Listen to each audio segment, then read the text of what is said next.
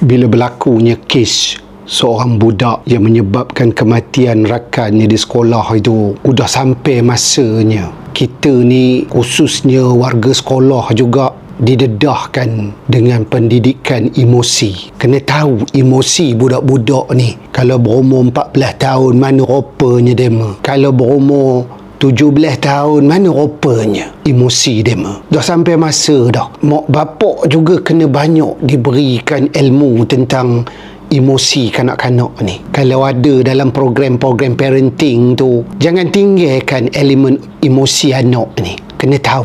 Selain daripada perlu dikawal dari sudut media sosial, gaya keibubapaan sekarang ini kena perlu responsif. Mak bapak kena cepat mengenal pasti dan respon kepada tingkah laku anak-anak tu. Nota yang ditinggal dek budak itu boleh membuka ruang kepada analisis psikologi. Dia adalah merupakan cerminan psikologi. Apatah lagi selepas satu-satunya tindakan ekstrim yang dibuat. Dia mungkin menggambarkan konflik dalaman, khususnya dari sudut emosi. Mungkin juga dia menggambarkan kekecewaan, lantas hilang kawalan diri. Tapi memang kita tahulah budak kalau berumur 14 tahun ini secara kognitifnya belum matang lagi. Bahagian otak yang mengawal empati, mengawal pertimbangan tu masih berkembang lagi, dan dia tak boleh nak memikirkan